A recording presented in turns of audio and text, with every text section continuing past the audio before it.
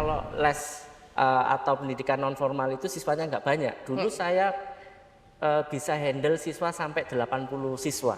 Oh. Itu untuk 1 bulan.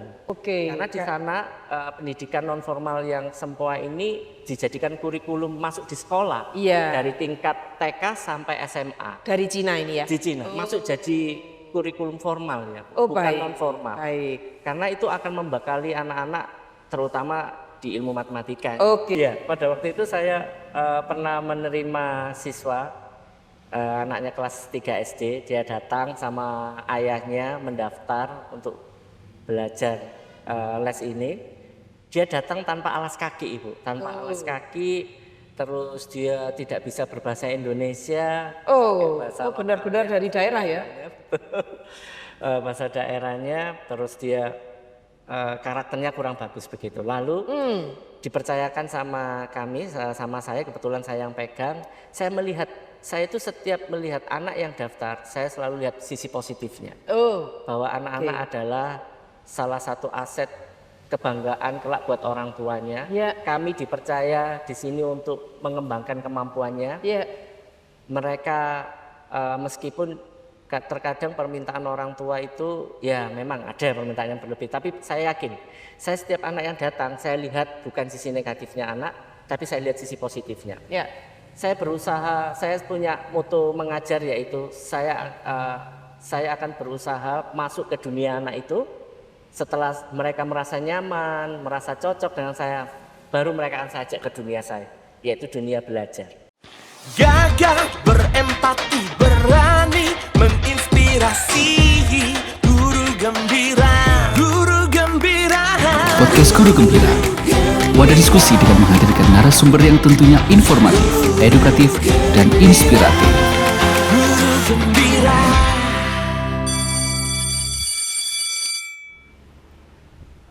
Hai Guru Gembira, kita dengan suasana yang berbeda ya untuk episode yang ke-14 ini. Nah, hari-hari ini saya sedang memikirkan tentang pendidikan non formal. Kalau yang lalu kita banyak berdiskusi tentang pendidikan formal ya. Saat ini pendidikan formal bagaimana di Indonesia ya?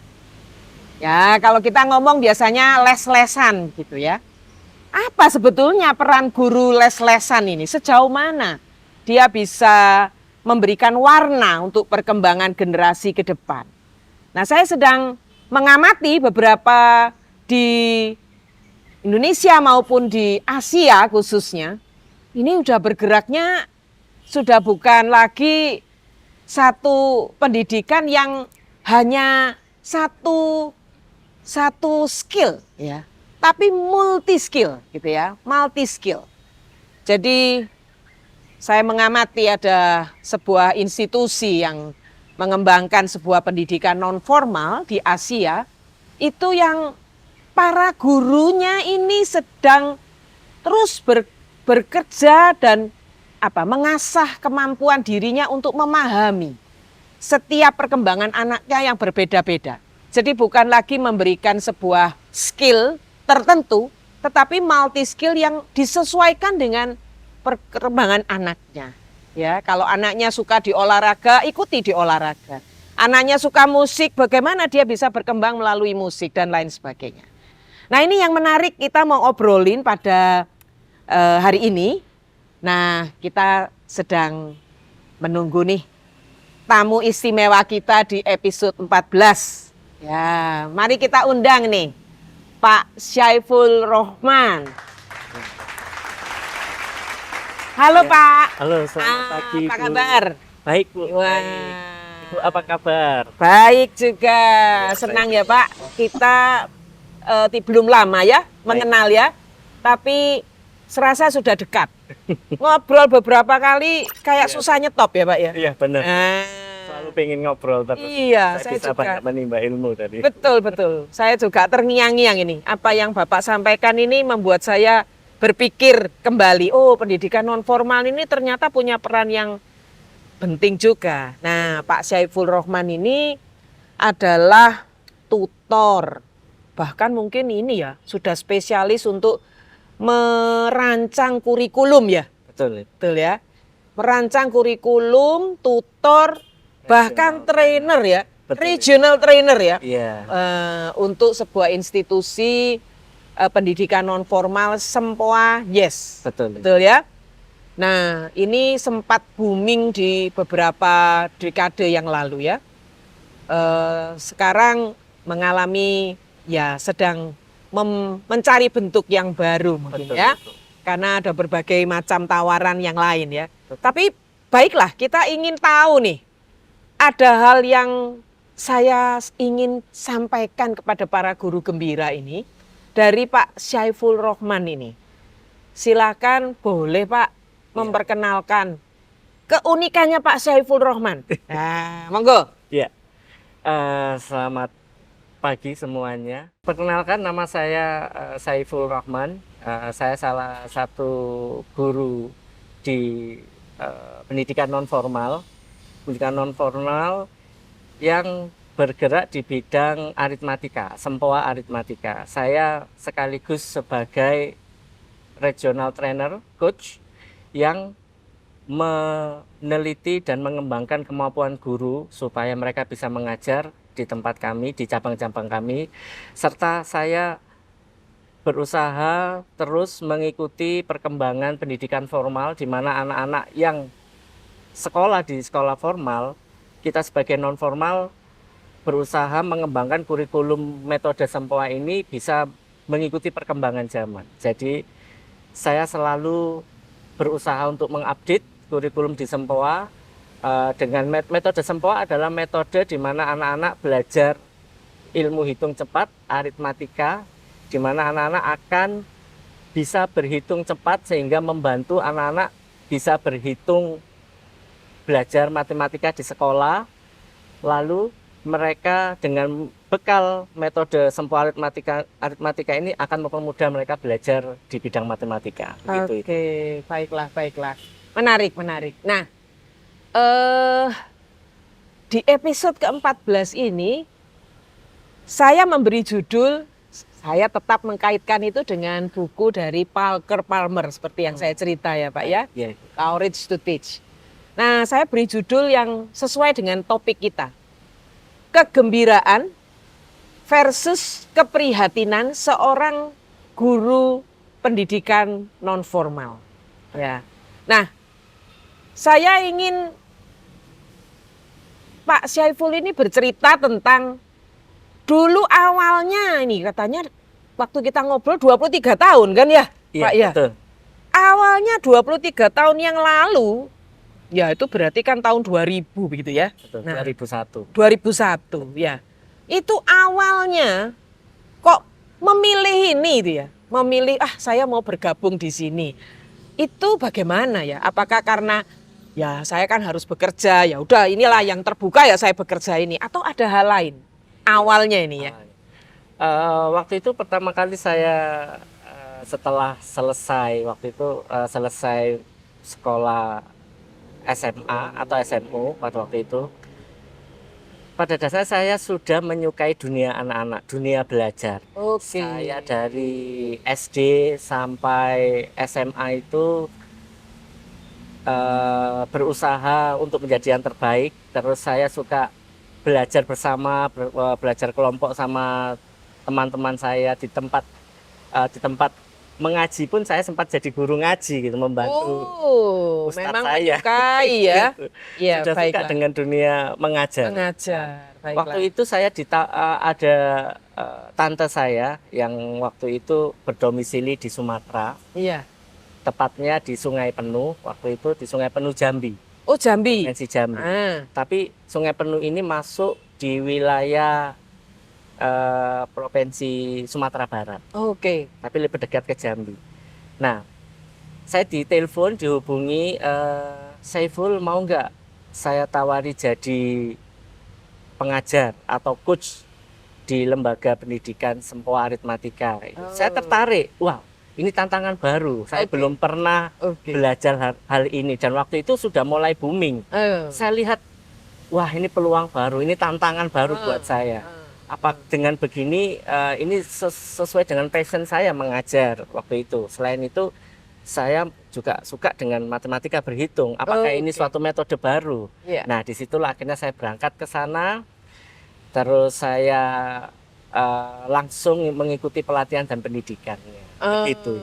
Oh, awalnya itu yang membuat jatuh cinta. Betul itu. Menyukai dunia belajar mengajar, menyukai anak. Betul. Itu mungkin kuncinya ya. Betul. Sehingga memilih itu ya. Betul. Selain itu ada tantangan baru. Wah, ini metode baru yang belum pernah saya pelajari di sekolah. Oke. Gitu. Atau pendidikan non formal. Itu ya yang dan akhirnya masuklah di situ. Betul. Dan itu masa-masa booming. Nah, ketika masa-masa di situ sangat berhasil ini, bagaimana Pak Syaiful melihat diri Bapak pada saat itu?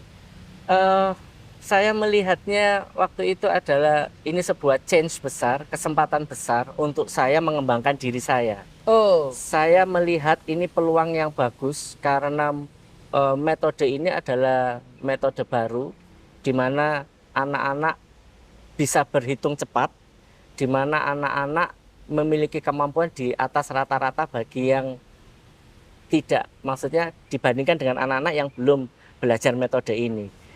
Selain itu, saya melihat, wow, ini peluang bagus. Saya bisa membantu anak-anak mengikuti lomba baik tingkat nasional maupun internasional. Ini pengalaman baru buat saya.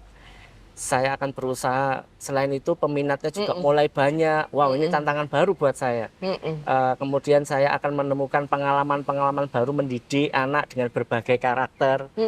Biasanya kalau les atau pendidikan non formal itu siswanya nggak banyak. Dulu saya bisa handle siswa sampai 80 siswa. Oh. Dalam itu untuk 1 bulan. Jadi setiap pertemuan itu saya bisa handle 10 di dalam 1 kelas. Saya ngajar sendiri. Sebanyak itu. Selain itu tantangan saya berikutnya adalah mempersiapkan mereka untuk mengikuti suatu kompetisi di mana untuk menguji kemampuan anak itu sampai tingkat keberhasilannya sampai seberapa. Iya. Terus mereka bisa tampil di tingkat nasional atau tingkat kabupaten dulu, terus provinsi, terus nasional, sampai ke internasional, itu suatu kebanggaan. Itu kebanggaannya ya. Betul. Nah, berarti itu kegembiraannya ya. Kegembiraannya, betul sekali. Dari mulai awal tidak tahu bagaimana awalnya ya. Wah, ini tantangan baru, tapi saya suka anak itu ya. Betul. Tapi ternyata di situ bisa membimbing anak-anak. Nah, saya mau spesifikkan lagi. Berarti ketika masa-masa itu Pak Syaiful ini belajar apa untuk diri sendiri? Untuk diri sendiri. Ya, membangun apa untuk tadi kan pengembangan diri. Pengembangan dirinya di dalam hal apa yang paling istimewa, yang paling unik? Pengembangannya adalah saya mulai belajar, pengembangannya mulai belajar mendalami apa yang sudah saya ajarkan ke anak-anak. Saya fokus di sana, saya melatih, train diri saya sendiri. Saya harus mempunyai kemampuan karena di bidang non formal les sempoa ini kemampuan guru itu akan bagus jika bisa sama dengan kemampuan siswa. Begitu. Jadi saya setiap hari meningkatkan latihan, teknik sempoa, saya terus melatih, mengembangkan diri saya. Saya punya target-target tertentu, kemampuan saya harus bagus. Karena waktu itu setiap tahunnya ada kompetisi untuk teacher, untuk guru akan dikompetisikan. Nah, saya mengembangkan itu. Selain itu saya juga mengikuti pengembangan diri atau kursus memperbagus bahasa Inggris saya. Tujuannya saya apa? Supaya saya nanti ke depannya saya sudah berpikir saya bisa go internasional mungkin. Jadi saya memperkaya diri saya dengan kemampuan les bahasa Inggris lagi, memperbagus bahasa Inggris saya. Gitu itu. Jadi di saat itu kalau saya simpulkan ketika lagi booming-boomingnya ini harus belajar lagi ya. Betul, memperdalam semakin. Nggak bisa cuma hanya teorinya seperti guru les yang hanya memberi saja, tapi harus sekali. terus meningkatkan. Teknik kemampuan saya juga harus ditingkatkan. Bahkan saya dengar pelatihannya sampai ke Cina ya. Pernah mengikuti itu, ada pelatihan, trainer? Waktu itu saya nggak ikut Ibu, tapi saya ada bagi yang sudah pergi ke sana, mereka guru-guru itu akan datang untuk sharing.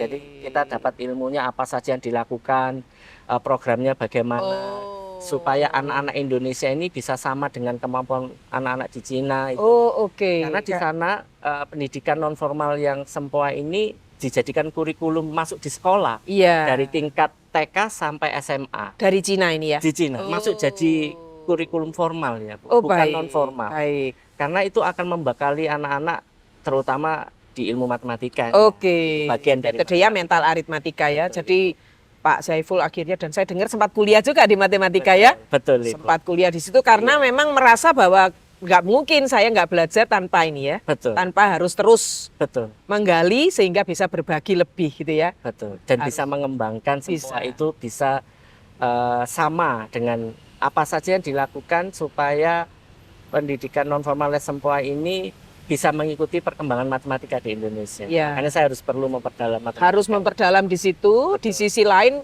senang dengan anak-anaknya ini tetap ya. Betul. Nah, Betul. sekarang saya masih ingat ini ada satu kisah yang pernah diceritakan tentang satu apa itu ya, pengalaman yang heroik gitu ya. Iya itu. Bagaimana membimbing anak mulai nol. Mungkin singkat saja bisa cerita. Iya, pada waktu itu saya pernah menerima siswa anaknya kelas 3 SD. Dia datang sama ayahnya mendaftar untuk belajar les ini. Dia datang tanpa alas kaki, Ibu, tanpa alas kaki.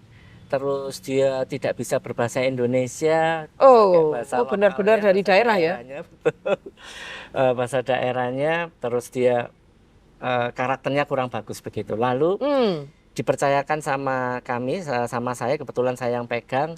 Saya melihat, saya itu setiap melihat anak yang daftar, saya selalu lihat sisi positifnya. Oh, Bahwa anak-anak adalah salah satu aset kebanggaan kelak buat orang tuanya. ya, Kami dipercaya di sini untuk mengembangkan kemampuannya. ya. Mereka meskipun terkadang permintaan orang tua itu ya memang ada permintaan yang berlebih, tapi saya yakin saya setiap anak yang datang saya lihat bukan sisi negatifnya anak, tapi saya lihat sisi positifnya. Ya. Saya berusaha, saya punya moto mengajar yaitu saya akan berusaha masuk ke dunia anak itu. Setelah mereka merasa nyaman, merasa cocok dengan saya, baru mereka akan saya ajak ke dunia saya, yaitu dunia belajar. Ya, menarik. Begitu. Menarik. Ya. Saya berusaha masuk, namanya siswa saya ini namanya Algi. Jadi saya masuk ke dunia Algi, saya tanya, kenapa kamu kalau belajar tidak pakai alas kaki? Dia cerita, saya sangat senang sekali dengan main bola, Pak. Pulang sekolah saya selalu main bola. Jadi saya lepas sepatunya, saya main bola. Oh, oke. Terus saya jelaskan, kita semua itu ada aturannya. Tapi saya langsung sebelum saya menjelaskan aturan memakai sandal atau memakai alas kaki itu di mana, saya jelaskan. Oh, saya juga suka sepak bola. Gitu. Dia malah tertarik sama saya loh. Pak Saiful suka tim apa? Dia ngobrol tentang bola. Lalu dia merasa nyaman dengan saya. Nah, di situ setelah dia merasa nyaman, saya masuk ke dunia dia. Baru saya ajak ke dunia saya. Oke. Gitu. Dia saya ajari tentang tingkah laku yang baik. Dia untuk pakai sandal kalau datang. Saya jelaskan semua apa yang terjadi setelah dia cocok dengan saya. Dia merasa nyaman dengan saya, akhirnya baru saya belajar. Saya ajari dia dengan sungguh-sungguh. Setelah dia belajar 1 tahun, apa yang terjadi ini di luar dugaan, karena di sekolah pun dia belum berprestasi, dia tidak punya prestasi apapun, belum punya prestasi apapun waktu pada saat itu. Saya tawari, Algi mau nggak itu ikut kompetisi supaya mengukur kemampuan Algi selama belajar. Ini biar orang tua tahu, oh kamu setelah hampir 1 tahun ini belajar bagaimana perkembangannya, kemampuan kamu, bisa nggak kamu mempunyai kemampuan lebih gitu. Akhirnya saya ikutkan dan syukurnya dia bisa juara waktu itu di tingkat lokal, di tingkat Sungai Penuh, lalu dia mewakili tingkat kabupaten itu ke tingkat provinsi di Sumatera Barat. Dia lanjut pun dia akhirnya juara 1 juga. Wah. Begitu itu. Itu ya, itu pengalaman yang sungguh nggak akan terlupakan ya. Dan tidak akan terlupakan. Dari anak-anak tidak tahu apa-apa, dengan dari anak-anak yang memang butuh bimbingan. Saya yakin pihak sekolah juga sudah membimbing, tapi orang tua mempercayakan sama kami, saya akan berusaha semaksimal mungkin menjadikan dia lebih baik lagi. Iya, betul-betul. Saya tadi tertarik itu. Saya mau masuk ke dunia mereka dulu, baru saya bawa ke dunia saya. Itu moto yang menarik, nanti ini bisa di-highlight untuk para guru gembira ya, Baik, Pak Saiful. Nah, setelah berkembang itu, ya memang selalu setiap kegiatan, Pak Saiful pernah bilang, masyarakat kita ini seneng ikut-ikutan gitu ya. Iya. Suka ikut ini, kalau ada yang baru ikut. Rumah makan kan juga gitu ya. Betul. Wah ini ada depot apa rame, semua ke situ, nanti sebentar sudah. Nah, Iya. ini juga begitu ya. Sempoa ini juga mengalami masa di mana sangat 10 tahun mungkin ya. Betul. 10-11 tahun gitu ya. Iya, betul. Nah, tapi setelah itu ada masa di mana mengalami penurunan Betul. gitu ya. Iya. Nah, ketika dalam masa seperti ini, bagaimana Pak Saiful melihat diri Bapak? Baik, saya melihat ini adalah suatu tantangan baru, di mana saya tadi di awal saya selalu berpikir saya harus membekali diri saya dengan ilmu lain, ilmu di luar Sempoa. Seperti saya memperbagus bahasa Inggris saya, terus saya sempat kuliah di matematika juga. Ya. Saya akhirnya mengembangkan kurikulum bahwa Sempoa ini bisa merger dengan pelajaran umum, bisa merger dengan pelajaran matematika di sekolah. Oke. Jadi Sempoa ini adalah part kecil, kalau saya lihat sebagian part di bidang pendidikan, yaitu di aritmatika. Saya kembangkan, jadi di kurikulum kami yang terbaru yaitu kita masukkan soal-soal cerita, yang dimana anak-anak itu kadang kurang mengerti kan soal cerita. Ya. Terus guru-guru kami, termasuk saya sendiri, guru-guru kami bekali dengan mereka harus bisa sedikit belajar matematika supaya ilmu Sempoa ini bisa mengikuti perkembangan zaman. Ketika ada kurikulum baru, ilmu Sempoa ini masih tetap bisa masuk, bisa merger dan bisa mendukung pelajaran di sekolah. Begitu. Itu selalu saya kami punya litbang penelitian dan perkembangan ilmu Sempoa ini bagaimana supaya kita bisa mengikuti perkembangan di pendidikan formal. Iya, tapi kalau boleh tahu apa yang Bapak rasakan ketika mulai lalu melejit lalu mengalami penurunan, pada saat itu apa yang Bapak rasakan? Ya, saya selalu sering-sering minum vitamin S saya. Vitamin syukur. Oh, vitamin S. Vitamin S. Ya, Iya. ini bagus sekali ini ya. Para guru gembira harus tahu ada vitamin S dari Pak Saiful. Ya apa Pak? Vitamin S-nya? Iya, memang kami mengalami penurunan. Saya merasa, waduh, ini gimana ini ya?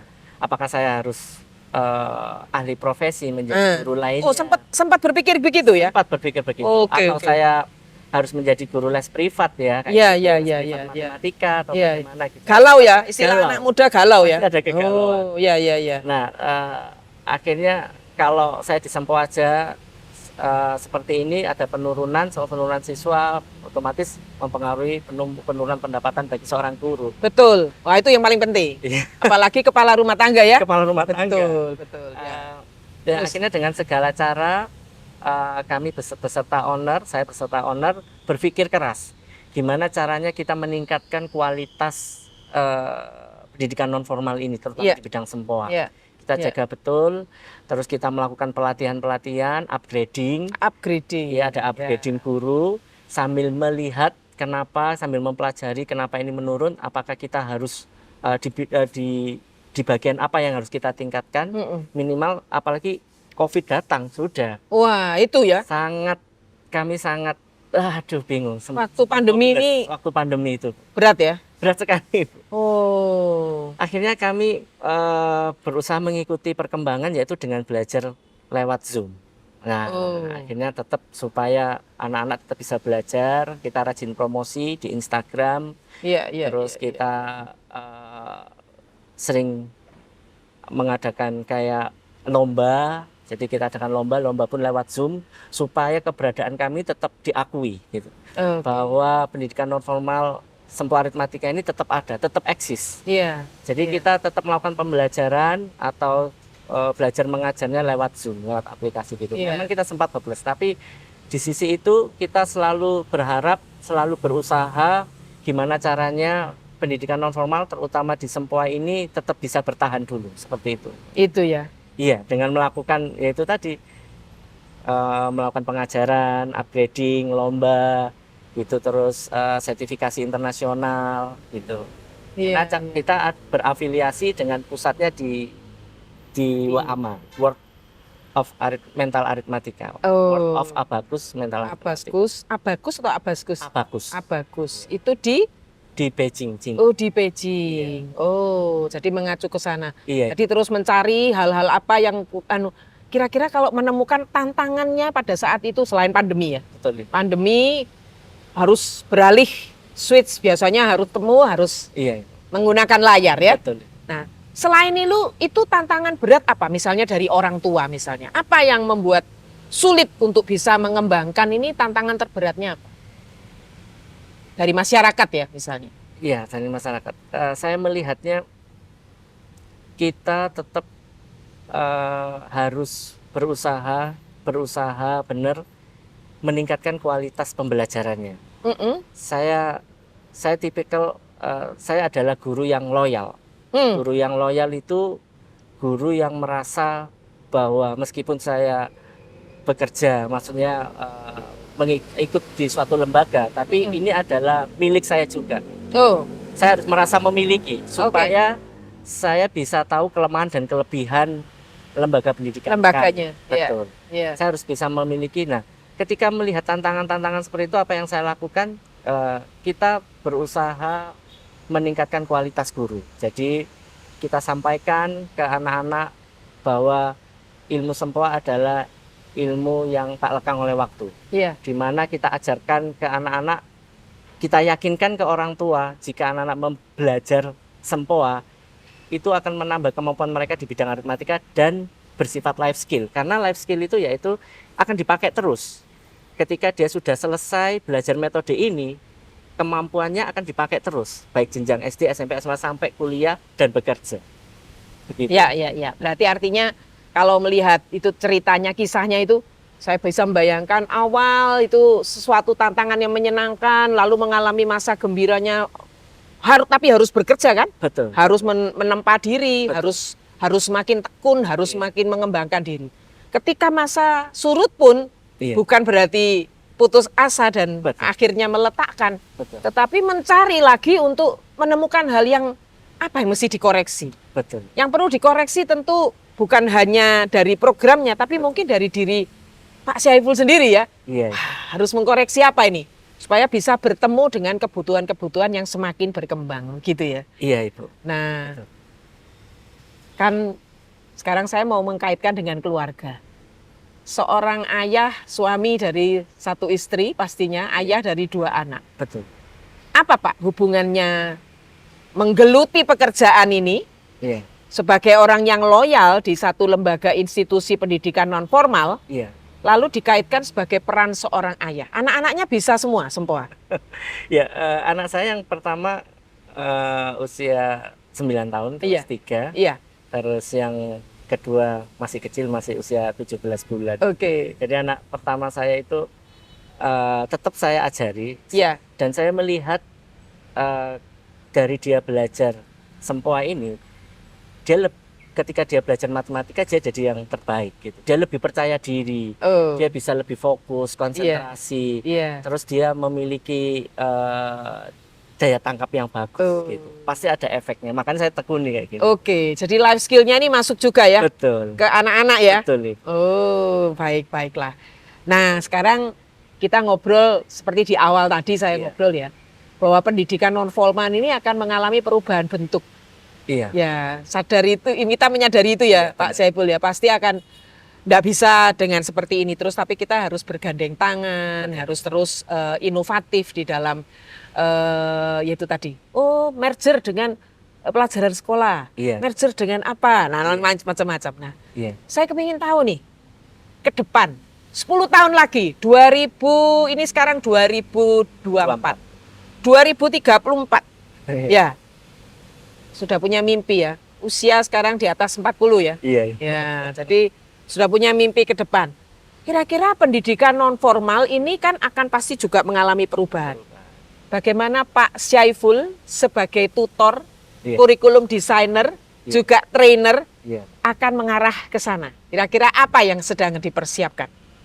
Baik, saya berusaha melihat ke depannya yaitu saya akan berusaha lebih ke pengembangan. Jadi kami akan berusaha mengembangkan dari pusat, mempunyai cabang, dari cabang ini supaya baik ke daerah-daerah yang lebih pelosok supaya mereka juga merasakan, oh, pendidikan non formal Sempoa ini tidak ada hanya di kota besar, tapi di daerah-daerah juga bisa, harus bisa. Mungkin diawali dari diri saya sendiri. Iya. Saya akan berusaha meninggalkan kaki saya satu di kantor pusat, satu lagi di daerah. Itu cita-cita saya. Itu cita-citanya. Ya, saya bisa mengembangkan di daerah dan akan menularkan, dan saya bisa mendidik mungkin ya sebagai tangan panjang dari kantor pusat, saya kembangkan untuk di daerah.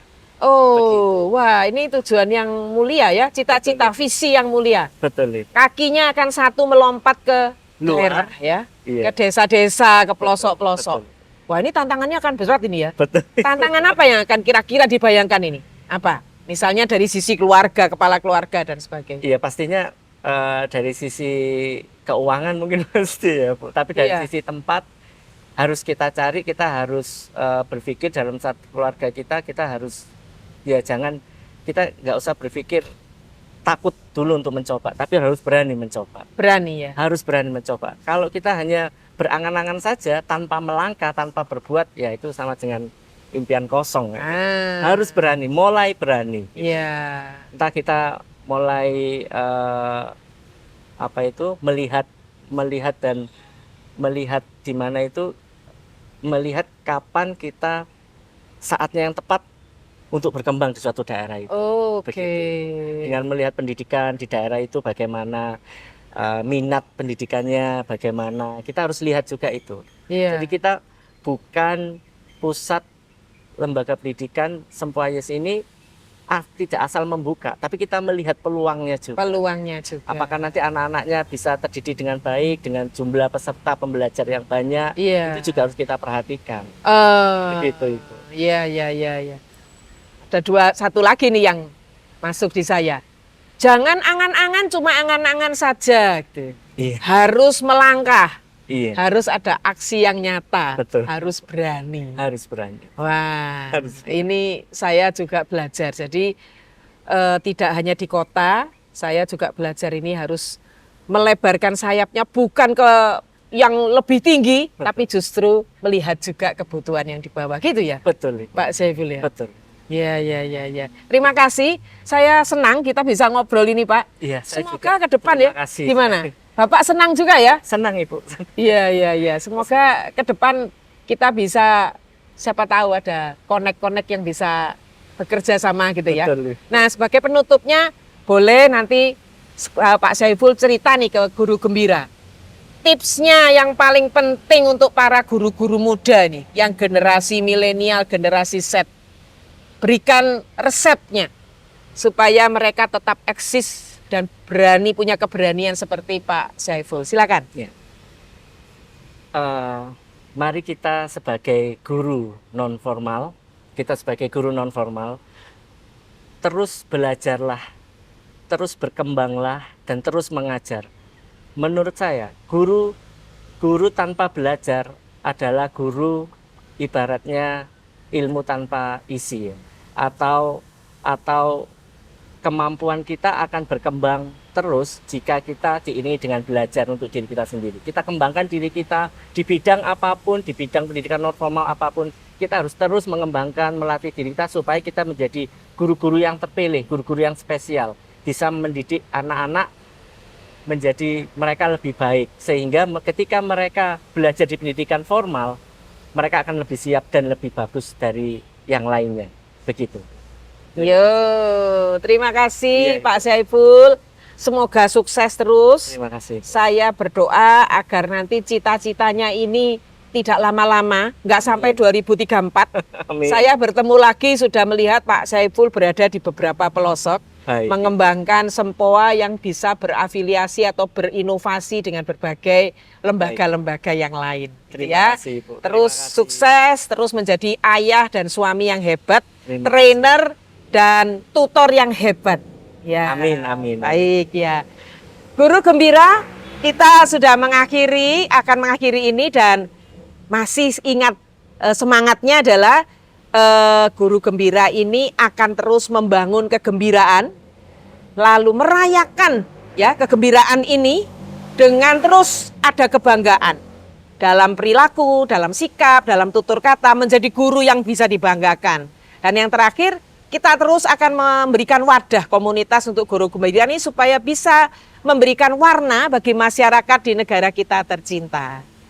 Terima kasih, tetaplah menjadi guru yang gembira, gagah, berempati, dan berani menginspirasi. Salam.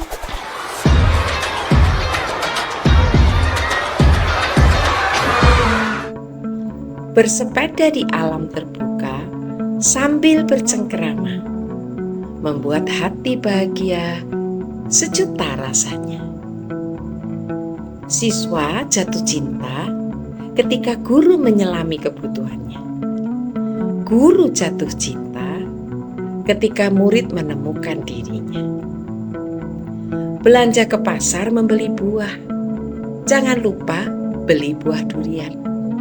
Durian Petruk manis dan legit rasanya. Guru tangguh siap berubah seiring perkembangan zaman. Murid tangguh bila cakap menyelesaikan masalah yang dihadapi.